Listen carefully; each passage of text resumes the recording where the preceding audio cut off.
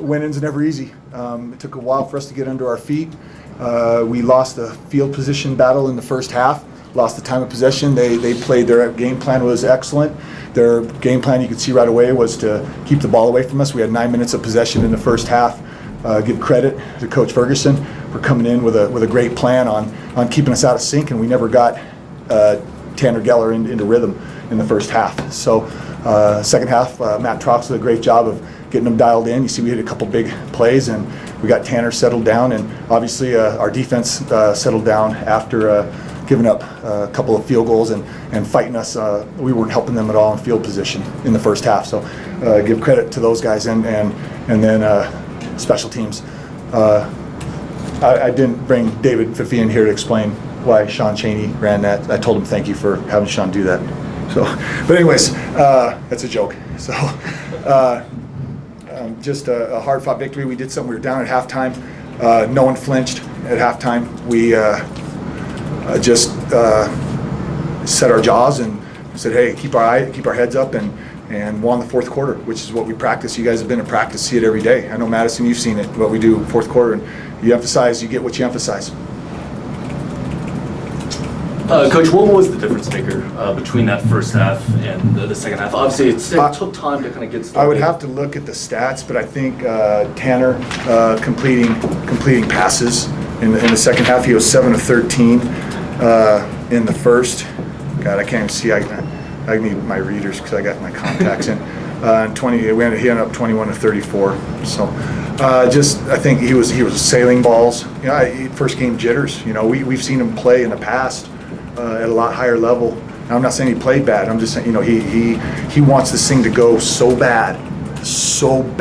You know, he was just pressing. You know, and we settled him down, and I said Trox got him going. Was there anything in particular Trox did, or any adjustments, or did he just kind of? No, we ran. You know what? We went back to our day one install. You know, I mean, we went to the stuff that we ran day one. We didn't get real tricky. It was we just executed better in the second half, and defense made some plays. You know, and got that turnover, I think, in the third quarter, and that was like, here we go, and we kind of got our feet underneath us. Over there, guys. Coach, first game expectations versus what happened. What did you see out there for you? Like I said, I thought our kids played second half very well. Shoot, they played hard the whole game. They were trying. You know, I thought I liked the emotion. I liked the emotion in the fourth quarter. I liked the emotion when we pinned them on a kickoff down inside the 20. We told them we weren't going to let off. You know, one thing we say is, you guys keep playing and we'll pull you off, and they did that. They stayed tuned into the game, and they didn't, like I said, they didn't flinch.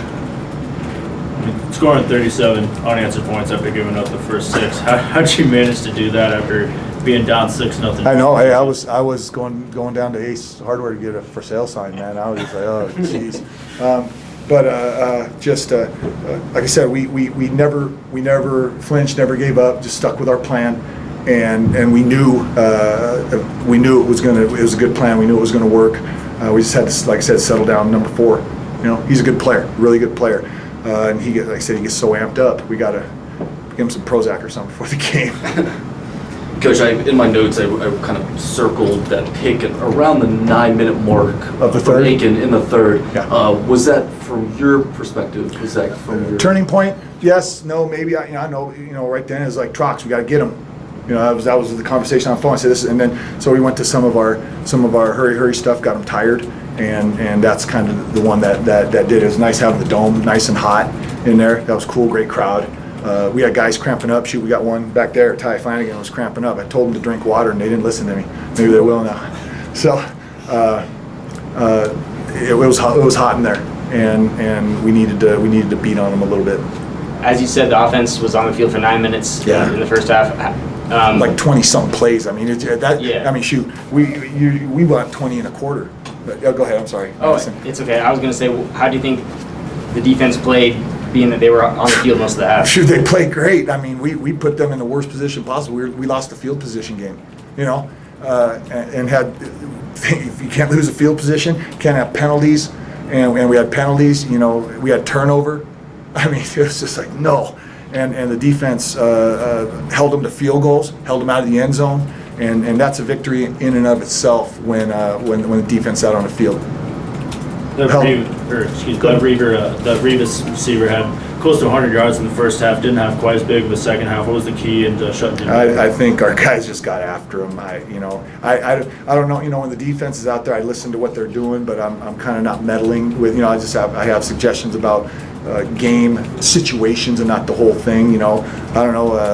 Anthony probably jammed him up a little bit more, but I think our guys took to that we were gonna hit him and hit him and hit him no matter where he was on the field, and I think it wore him out too. I saw him over on the sidelines a couple times, bending over and all that, and that was part of our game plan. Now to just every chance we got, whether he had the ball or not, hit him, and that's what you have to do. It's a physical game. He has pads on. He's a big boy. He can take it. And how important was it to hold Western Oregon to those field goals? Oh, it's huge. It's huge because last year against Sac State, they got up 14-3.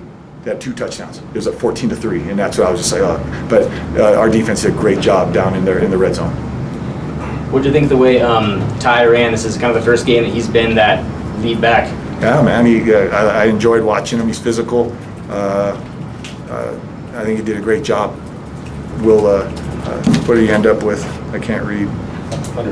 100. Nice. It's hard to answer that when he's sitting right there. I know. No, yeah, no, he knows. Hey, I'll tell you the truth, right, Ty?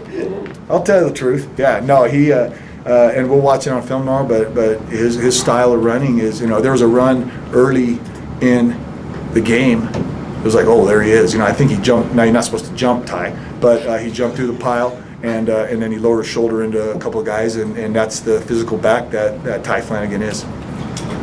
Moving forward, how important is it having 2 days on Utah State going into the next one? It is, but it isn't because they play tomorrow night with a new offensive coordinator. But what it is it's good for, they're on their recovery is a little bit shorter than ours, and they have to travel back from Wisconsin, we'll give the players tomorrow off. Coaches will watch film and we'll start getting our game plan ready for Utah State. We have an idea what they're going to do offensively. We pretty much know what they're going to do defensively because we did our summer study on them. But it's nice. We will have the exact same schedule next week as we did this week because we are going to drive down the day of the game. So we can treat this like a home game all the way up to the 90-minute drive down to Logan. I know last year Kramer wasn't too happy with the money games, if you will. I love it. Let's go. I mean, hey, Cal State Northridge, we beat Boise State at Boise State 62-22. I love it. Let's go play. We're going to give our kids a chance. It's a stage for them. Let's go. I love it. We're going to have fun. We're going to have fun. I'm fired up for that one. Really trying to change his culture, and it's something that he's really done, and he's been successful at. And there's a lot of good energy, a lot of good vibes, and just the whole team believes in him, which is good. And we believe in each other, and it was just a great motivation that we needed today. How did you chip your tooth? I actually chipped it celebrating with Braden Monroe, so thanks for pointing that out. Which play was that? Was it just after a tackle or what? It was actually before the game started, but it's all right. Just a little battle scar, like you said. Exactly, right? It would have been worse if we lost. I guess either of you guys can answer this. What did you think of the way the defense played overall, and especially in that first half when you guys were on the field for most of the period there? First half, they were driving on us a little bit, but it was just the emotions at first. Couldn't let them get the best of us, and we just came out after that, and we just kept rolling. We didn't give up a touchdown, just held them to field goals. That's what we need to do as a defense. Does that help you keep the faith when you hold them to field goals? Yeah, I would say, yeah, because when you get that touchdown, you never want to get down on yourself or anything, but it does take some out of you. But those field goals, after driving that long, having them in the red zone, and them only coming up with 3 points, that's a big deal for us. What were you guys telling yourselves at half?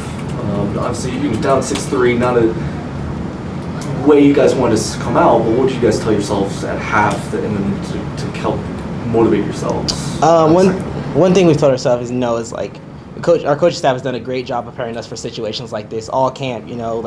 We've practiced situations like this. So one thing we can never fold. We're always encouraging. We never. So it was something that we've seen before, pretty much. It was nothing new to us. and like that's what I guess helped us a lot. Just practicing those situations, and then we're coming out here and just executing them. It just gave us even more energy to fly around and do everything that we need to do.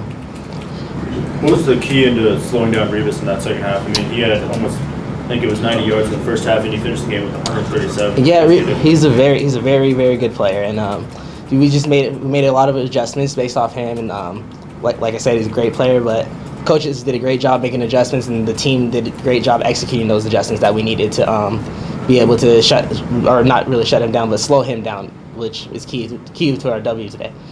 Tell me about watching that guy right back there. When you guys. Oh, it's high fun. That dude back there, he's like a brother to me, and like I said, he's always working. That's one thing you can always count on Ty. He's always working. He's always encouraging everybody, and he's a big role model to our team, and he's the big motivation that our team needs also. Which how hard he runs, how hard he practices, everything that kid does. Like I said, that's like my brother. Back in the interception you had in the third quarter, you kind of jumped around on that. What did you see for the interception?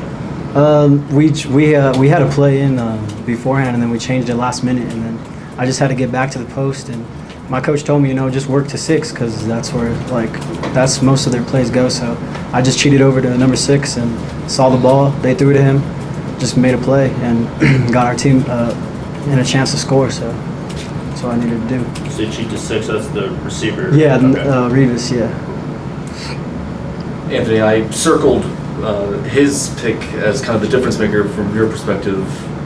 Do you think that was? Oh yeah, 100%. That's something we've really focused on a lot, is getting turnovers. Like turnovers are key to us getting a W today, and that was the first step we needed.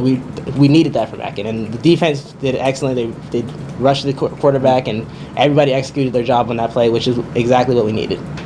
Do you agree? I know I don't want to put you on the hot seat. Do you think that was kind of, down 6-3, then you got that pick that turned into points?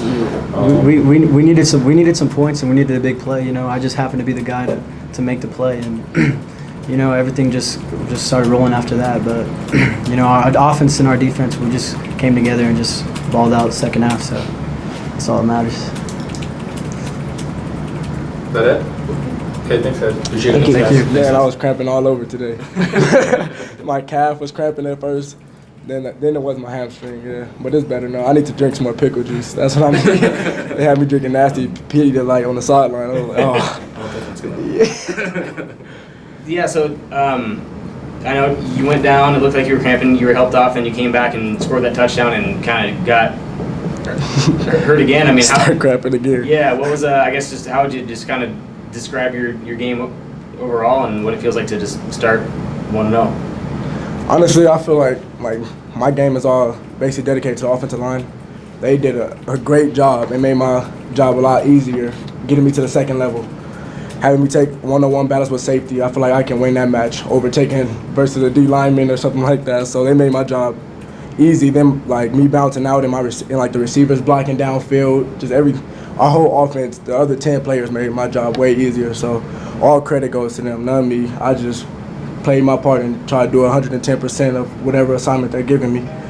So, and I felt, as us being 1-0, man, it feels good because all the work we put in the summer, all the long days we put in the summer, worked up to this point. That's what I was telling the players in the locker room, we can't go out like this, man. This is not us. How much work we put in and what Coach Finn stresses on us every day, everything matters. Even having it on our door before we walk out, I'm telling them, that's how we came out slow in the beginning. I'm like, it wasn't just one player messing up. It was the whole offense in general. I feel like we was dropping too many passes. We was missing blocks, missing assignments. So it was all of us as a unit. And like I said, Coach Finn stresses on us about everything that matters. Everything matters. So, and I feel like we wasn't doing that. We was messing up on all the little things, which was why the score was what it was in the beginning. And y'all seen a whole different change when we came out in the second half, because I was telling them, man, we did not spend all this time together through the summer, the whole summer in Idaho. We did not spend this time, not seeing our family, nothing, to come out and play like we were playing. This is not the new ISU we've been talking about. So that's why y'all seen a different motivation to the team and stuff when we came out in the second half, trying to get everything going, just keeping our head in the game. It's not over. we came way too far to go back to how we used to be. So yeah, it's a great feeling. Sorry, you had one of the bigger plays in the Yeah. first half where you kind of telling your teammates, going into the second, hey, we can't go back to the way we were. Was kind of your idea going into the second half, hey, feed me the ball? I mean, I will never be a selfish player. So like I do my assignment regardless. Like, I mean, you got some players probably like, oh, get the ball to Ty. I'm just here to work. So if y'all give me the ball, I'm gonna do whatever I can to help the team. So that's my biggest thing, is helping the team. So whether if it's give me the ball, I got to block, I'm gonna do it. Like I told them in the locker room, I was like, y'all my brothers. So when I call somebody my brother, like I sacrifice for them. I'm like, so I'm gonna give all to y'all regardless of what I'm doing. If I'm blocking, I'm gonna try to go downfield and block, go do something to keep cause like as a brother, you protect them. So that's what I'm saying. Like I want to protect my brother. So like whatever assignment y'all give me, I'm gonna do. Never gonna be a selfish player and be like, give me the ball, because that's just not the person I am. I asked your teammates and your coach about Aiken's interception in the second. That was a game changer. Was it? It was a game changer. I think I feel like us getting put like on the 1 yard line and stuff was kind of hard for us, because their defense wasn't bad. I don't think they was that bad. So us getting better field position helped us a lot and changed momentum. Him picking that off got everybody more hyped for the game and just turned the whole like everybody mindset around. Like, okay, we in this, we got this. They gave us the ball on the 40. So like we got to punch it in. We have to. We can't keep getting field goals. We need a score to change the game around. We need to keep scoring to change the game around. And by Aiken doing that and us putting it in, helped us a lot. You mentioned it, special teams. How underrated were they? I mean, that's especially a component. Special teams, our special teams, man, they've been underrated a lot. So we've been like, I'm telling you, every practice we work on special teams so much. We practice special teams like every practice. We go over a lot of plays and stuff. So our coach really stresses on special teams. Like they're the key to the game changers. They're a key. Special teams is the key to game changers. So they did a great job today, like not giving up no touchdowns, because of course Revis is known for scoring touchdowns on teams and stuff. So our goal was to stop him no matter what. Like whether he got the ball or not, we was trying to not let him get a part of the play at all. So we did. I feel like, especially in general, we did a great job today, and which led to us winning too, because they're a big contribute to us winning. So you've been waiting a couple years now to kind of be this lead back, and and it looked like you were running hard and just kind of taking advantage of that opportunity. What did it feel like to kind of just finally be the lead guy? Yeah. It feels good, honestly. Like now that the team look up to me, like the other guys behind me look up to me, so I feel like I gotta set a higher expectation for myself to be a better player, and setting expectation high for me to every game I play. So it was just good, like finally being that lead guy. I worked so hard.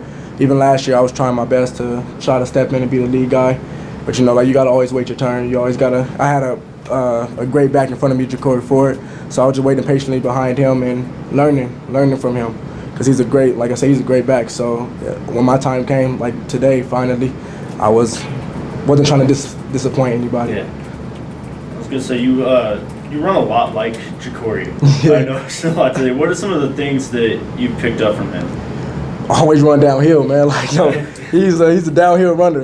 And he tried to help me on my vision a lot, like making sure I know the play and who's double teaming and everything like that. So getting my vision more open and, like I said, heading downfield and being aggressive, like not going down on first contact, things like that. So that's what I really try to work on every play, is not going down on first contact no matter what. Always getting positive yards like he was, just getting positive yards.